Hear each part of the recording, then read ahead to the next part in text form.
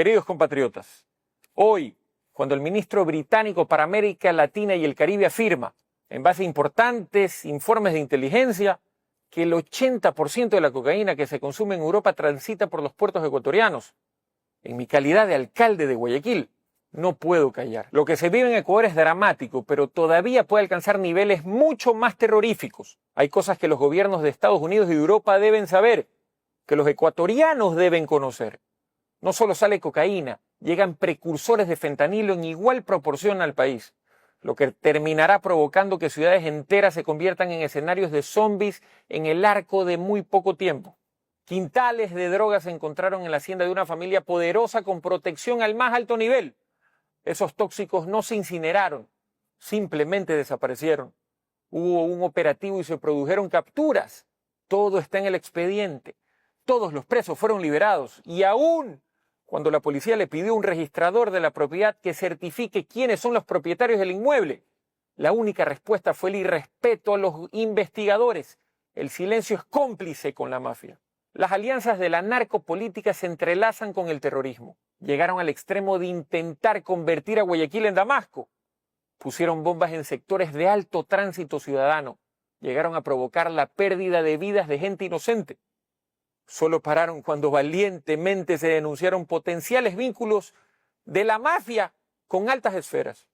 Sobre esto tampoco se ha avanzado con ninguna investigación seria. No existe ningún plan de política criminal. No existe protocolo elemental de actuación en casos en los que el crimen organizado ha permeado casi todas las instituciones del Estado.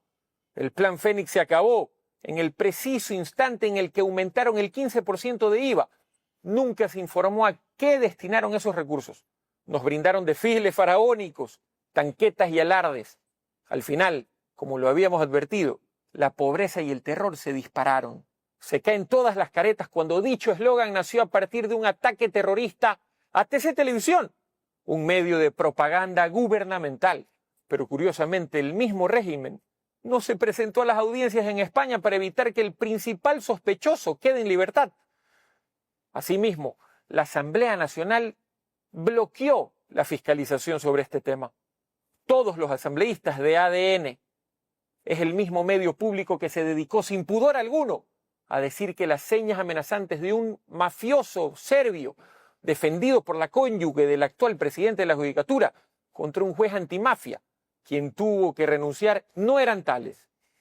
El presidente de la República públicamente dijo que no podía garantizar que la mafia no lo asesine al juez. El juez, antes, hizo públicos audios en los que era presionado por la mano derecha del mismo titular de la Judicatura para que libere al criminal serbio. Pedido en extradición por Austria.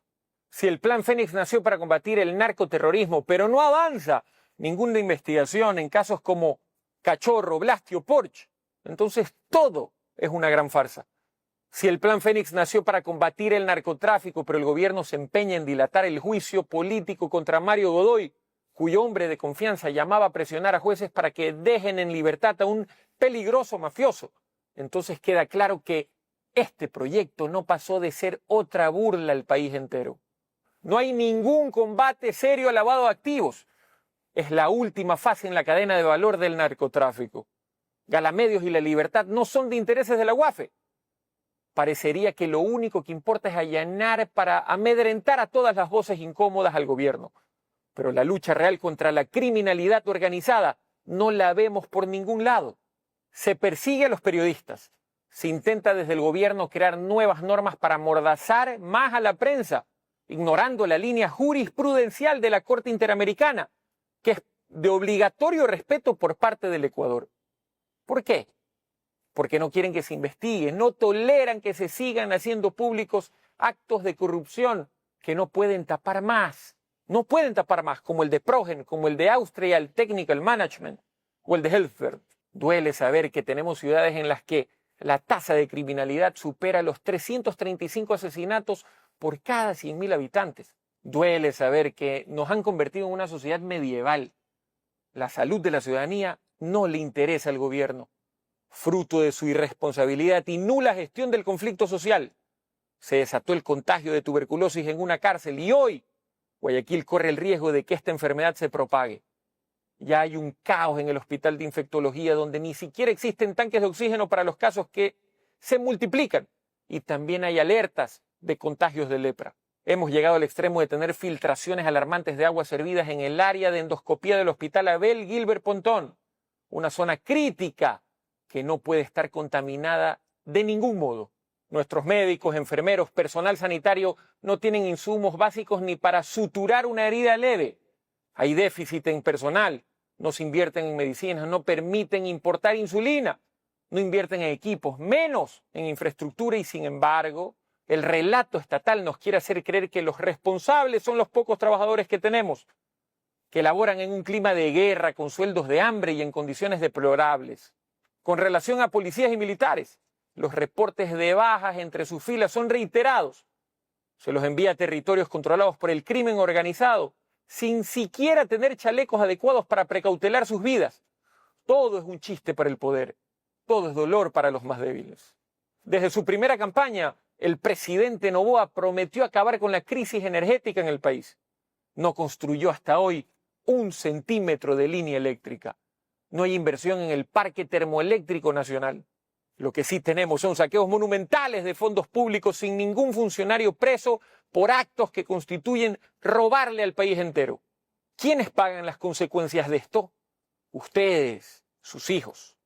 Con excusas, con propaganda, con gritos. Nadie revive a sus muertos. En el 2025, más allá de las promesas vacías y cínicas, nos convertimos en el ejemplo a no seguir por el resto de sociedades.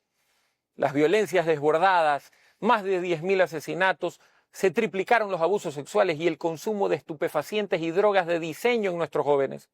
Se disparó a niveles que van de la mano con un Estado que abandonó totalmente su rol de gestión del conflicto social. En medio de todo esto, le digo al mundo que Guayaquil se niega a arrodillarse ante los barcos bananeros del narco. Guayaquil se niega a desaparecer.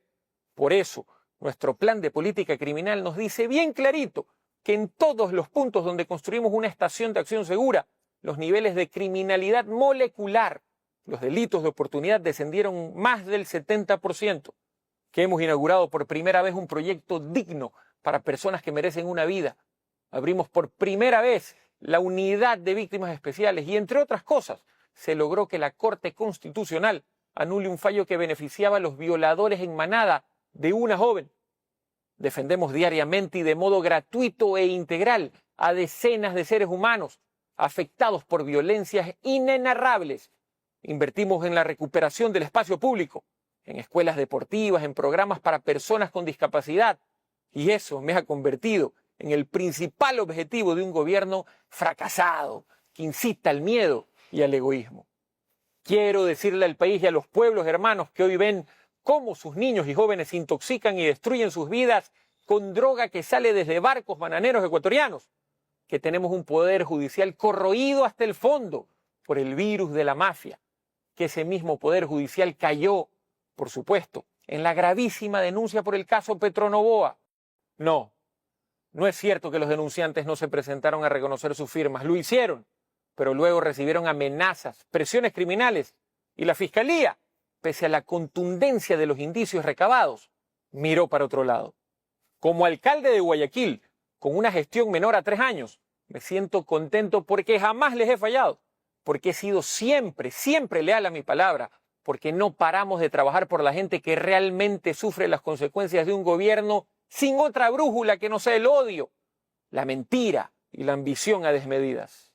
Este fin de semana volveré a estar en Quito en una audiencia por un caso circense, en el que lo único que hace el gobierno del señor Noboa es atacarme con tristes y penosos alaridos, con cientos de personajes anónimos pagados con fondos públicos, en un linchamiento mediático burdo promovido desde el mismísimo Estado por un supuesto delito que en una sociedad mínimamente justa debería tener a su hermano en el banquillo de los acusados y de ninguna manera